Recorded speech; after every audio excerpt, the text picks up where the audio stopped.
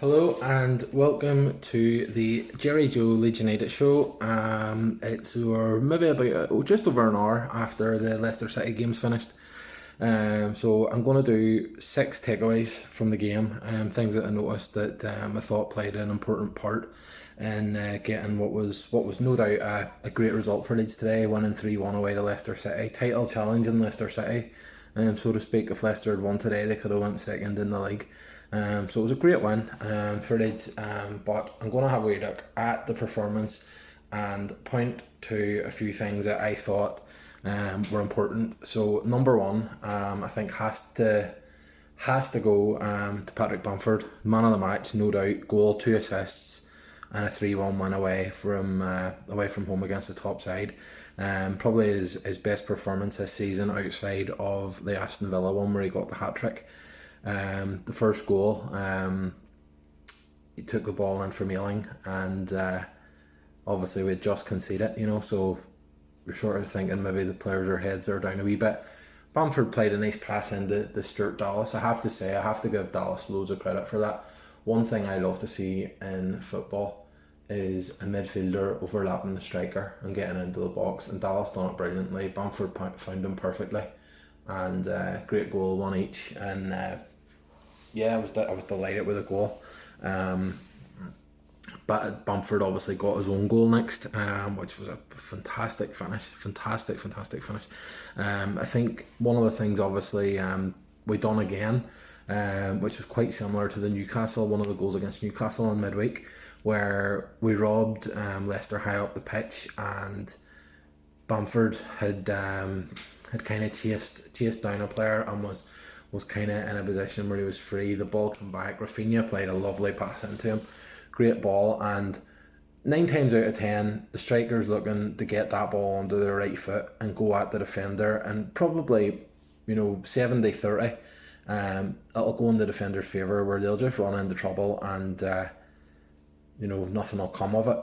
Bamford kind of looked, you could almost see in his body shape, he went to the right and then kind of thought about it and went to the left, let the ball run across himself, and the finish was out of this world. Like there was probably about a yard and a half window he could have played that ball into, and he found it perfectly, just to get it in the space between Schmeichel's outstretched hand and in under the post, or the bar. I think it actually clipped the bar. And then obviously the third goal, which Bamford finds himself in acres of room. It's we're defending a corner, and Bamford has played one-on-one with the goalkeeper from his own half. I think it was Click found him. Dallas played the ball up the wing, I think, and Click, I think it was, passed it to Bamford, and he ran, must have been 50-60 yards, and unselfishly passed it to Harrison, which, the way the game was going, we were 2-1 up, and you were kind of a wee bit panicky. You were wondering, like, are we going to hold on? Are we going to get the 3 points? Points good. We wouldn't be that disappointed. But he played the team ball, so to speak, and played Harrison in, and Harrison finished it, which was a simple finish. But Bamford, I'll be honest. The very first thing I would have done this season whenever Leeds got promoted into the Premier League was I would have got rid of Patrick Bamford. His work rate's great, but I always have a problem with a non-goal scoring striker, and he has, to his credit, 11 goals and 4 assists this season, which you're starting to get to the stage where he's looking at career numbers now. I was having a look earlier, and he had 11 goals for Borough in 2017 and 18, and he's only beat it 3 times, where he had 14 for MK Dons in 2013-14, 17 for Middlesbrough in 2014-15, and then 16 for Leeds last season. So he's already basically 7 goals away from his best ever season in the highest level he's ever played at. So credit to the man. He's come in, and everybody knows he's a worker. He's going to put a shift in, but a striker needs to be scoring goals, and Patrick Bamford has done it this season. 11 goals. I think it's maybe 20 games, 19, 20 games, 1 and 2. It's fantastic. It's a brilliant record, and definitely, as I say, I have criticised the man a lot. I've no doubt if you look at my Twitter ramblings from over the last year or two, there'd be a lot of Bamford bashing, so to say, but no, brilliant today, absolutely outstanding. My man of the match by a distance. But yeah, fantastic. Really good to see that he's doing so well, and he's proven me wrong. He's proven everyone wrong. So good luck to him, and obviously as a Leeds United fan, long may it continue. So moving on, the second point to make is I thought that today we had a better balance in midfield than we've probably had at any point this season. Obviously, it was unfortunate in the way it came about. Rodrigo got hurt early. We'll see how that transpires. It looked to me like I'm sure everyone's seen it. It looked like he sort of like stretched out for the ball and he suffered some sort of a groin strain, whether it's a strain, whether he's pulled something, I don't know, but I don't know how long he's going to be out for. I'm sure we'll find out probably in the next couple of days, but it basically left us then where at that point you have Phillips and you already had Dallas. Now I was looking and thinking, does Bielsa go with Pablo or does he go with Click? I would have went with Click myself, and Bielsa did as well. And I thought the balance between them was brilliant. Phillips obviously plays that kind of deeper role, but as much as like I don't want to criticise Rodrigo, but he's obviously like he is not a central midfielder. If anything, he's a 10 or a 9, or he can play wide. But he is not a central midfielder, and Click is a central midfielder. Dallas is that deep line midfielder, or Phillips, sorry, is a deep midfielder. And Dallas is just the bunch of energy and just gets everywhere. You sort of look at the goals. Obviously, he was overlapping Bamford at the start for the first goal. The one at the end, he's playing a pass to up the line for Click, who then played Bamford through. And I'm not 100% sure. I might be giving him credit for something that he didn't do, but I think he might have been the one that nicked the ball in the midfield. I'm not sure exactly. I'm not 100% sure who it was, but I think it might have been Dallas that nicked the ball for Bamford's goal. But I just thought the midfield looked really good, really balanced, and I was really pleased to see that. It'll be interesting, obviously, if Rodrigo's out for a wee while. That'll probably be the midfield for the next wee while. As long as there's no sort of injuries or suspensions.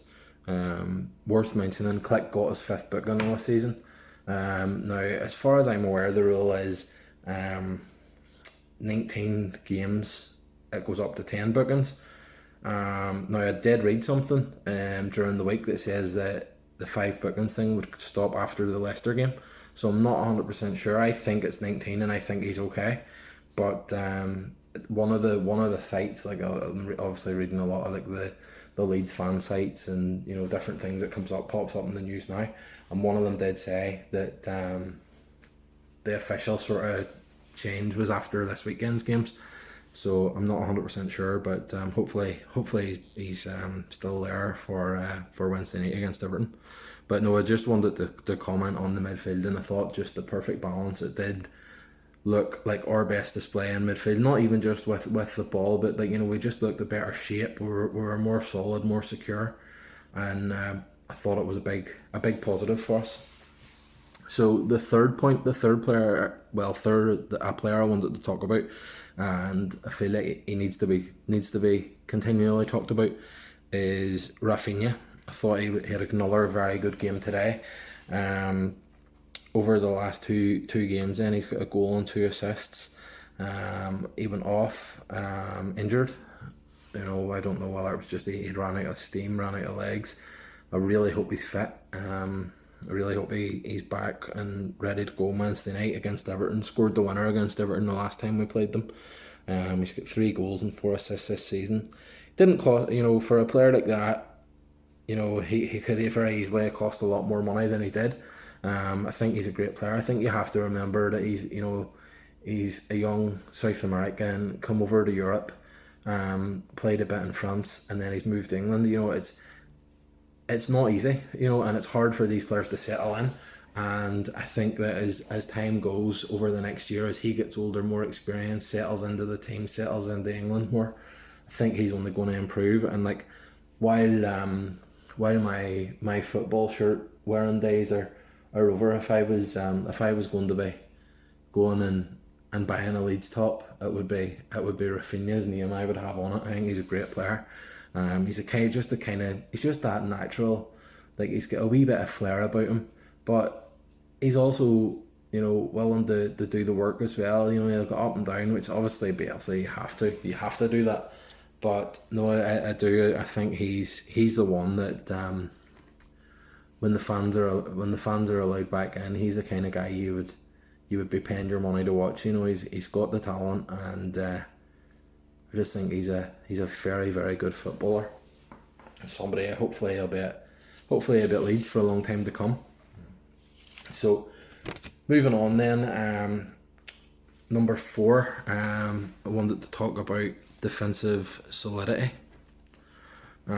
Just looking at the numbers, obviously Ealing, Struik, Cooper and Alioski were the back 4, and Millie behind them. I thought they were great. I thought they were great today. I'll give Ealing a wee bit of criticism for Leicester's goal. It looked to me like he was more tracking the run than necessarily trying to stop the player. Barnes, obviously, like, you could kind of see him slowing down as Barnes goes to make the pass, and he just kind of switches off a second, which gives Barnes a yard, and he just wasn't tight enough. He wasn't close enough to him to actually stop him. Where it was like he was kind of like, just basically, right, if I'm close enough to him here, I can kind of mark him if I need to.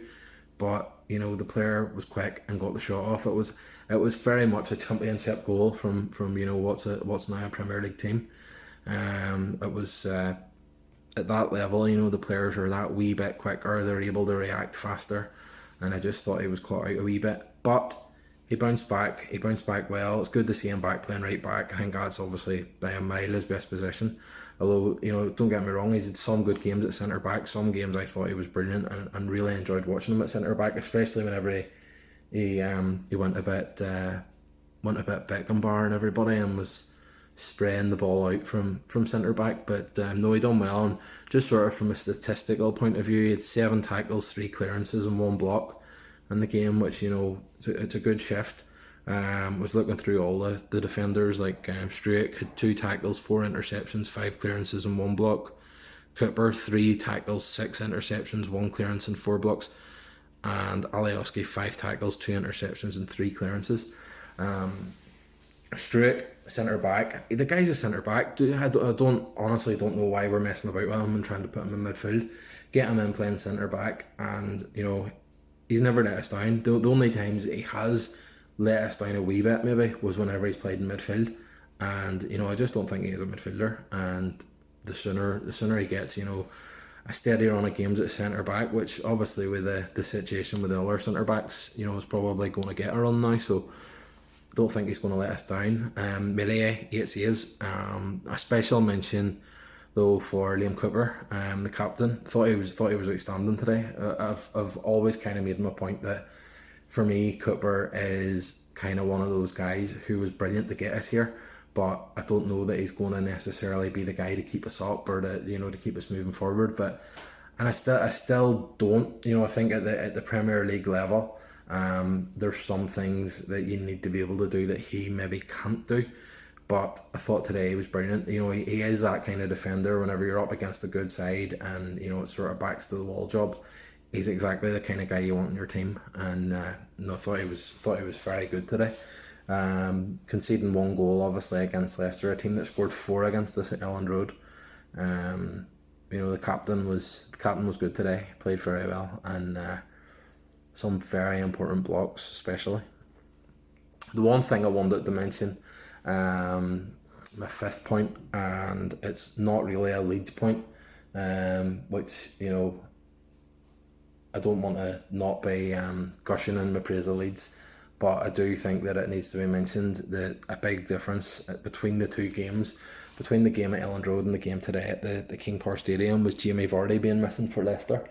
Vardy's one of them kind of Marmite characters where he's he's a very good footballer, but at the same time he's a bit of a chublik. But I thought the difference was massive. The game at Elland Road, but I think he scored one, and he's definitely set up at least one. He set up the one where I think it was Cork made the mistake, and he cut in and done a bit of a Bamford pass there to Harrison the day, done it to Harvey Barnes to open the scoring that day. But I thought basically one thing I noticed in the game was Leeds were able to meet Leicester very high. Obviously Leeds are all about pressing, and I says at the time whenever we played them at Elland Road, I thought that Leicester could be Leeds kryptonite, because it's all very well playing high and meeting a team up there, but straight away once you're doing that against Jamie Vardy and Leicester, they're just going to play balls down the sides, over the top, and let Vardy chase them all day. And with all due respect to our defenders, Vardy's going to beat any of them in a foot race, and beat them he did, and he was fantastic that day. But basically today, we were meeting them high, and you then have guys like James Maddison and Tielemans and Harvey Barnes, although he scored, but like they're starting their runs from far deeper. Like you could even see that on Barnes' goal, where he was, he's like deep sort of. He's in our half, but he's a good bit out and not necessarily dangerous. But he runs maybe 20 yards, lays the pass off, and then takes it back again. So he worked his way into a dangerous position where, because we were able to meet them high and they weren't able to play the ball up above us, you have their danger men in non-dangerous areas. And I thought that worked brilliantly for us. Obviously they made a wee bit of a tinker at half time, and it did cause us a few problems for 10 or 15 minutes, where they went with the three at the back, which then they had the three at the back, four in midfield, and two number 10s, so to speak, behind. And Perez, realistically, he was almost playing like the sort of what the Spanish and Barcelona would have called the false nine. Like he was never really as a target man, so it kind of left us where it was like, do you get the fullbacks to come in? Do you drop another midfielder into the area? So it was difficult to kind of know exactly what to do with that. But they sort of took 10 or 15 minutes, and they managed it well in the end, which was good. Good to see. And sort of once we kind of got the grips with that, we were able to impose ourselves on the game again, and sort of got the goal, which put us ahead. And then Leicester were kind of throwing everything at us, and obviously then we got the breakaway, which was great. So the final point then I want to make, and it's not necessarily on today's game, but I think it's more just a message to the Leeds fans. And I think what we need to do now, we've got 29 points from 20 games, and yes, we're not mathematically safe, but I think it's now time for Leeds to look up and not look down. We're sitting in the league table at the minute. We're 15 points now. There's still matches to be played this weekend. I appreciate that. But I'm recording here, and West Ham and Liverpool matches on at the minute. So, the tables can change and stuff, and they will change obviously with every game that's played. But 29 points from 20 games. We're currently sitting 15 points clear of 18th. We're also 15 points behind Man City on top. So you're looking at it, and like straight away, we're always talking about the relegation places, and we're not looking up. We're not going to win the league. That's a given. We're not going to win the league. We're not looking realistically at Man City, but I do think there is a reason to be looking a wee bit higher. Obviously, like we're sitting here, so yeah, we're 15 behind City in first. We're 8 behind Liverpool in fourth, which is like basically half the gap of. We're basically half the gap of what we are to relegation. We're 4 behind Spurs in 6th, depending on how cup games go, and who wins cups. That could get you into Europe. That could be a European spot. And 4 points obviously is, it's not a massive amount. The only thing, one of probably the bigger things, is there's a lot of teams in there between us and 6th. Obviously we're 12th, so there's like 5 or 6 teams there. And then obviously we're 2 points behind Arsenal in 10th. I think realistically, I know like the priorities finish higher than 18th, get 17th wrapped up and be happy. But I think realistically we could honestly be looking at finishing 9th or 10th this season. I don't see any reason. I think if we finish 10th, and I think 9th's a possibility, I think 10th would be absolutely brilliant. There is kind of newly promoted team, and because we've been out of the league so long, there is kind of the sort of let's just take it one step at a time. Let's just stay up. But the team are doing well. 29 points from 20 games is brilliant. And we're playing good football. It's enjoyable football. Realistically, you're kind of looking at the teams above us, and like I don't look at Southampton or Aston Villa and think, no, they're better than us. I'm not convinced at all that those clubs are particularly better than us. So I would be looking at them and thinking there's a realistic chance that we could be reining them in. And if we could rein those two in, I think there's that would take us into the top 10. And I also even think that Everton could be a club that we could push to maybe finish 9th. Just more from a point of we've already beat Everton once this season, and we're due to play them again on Wednesday night here. And if we win that game, we'd be 1 point behind them.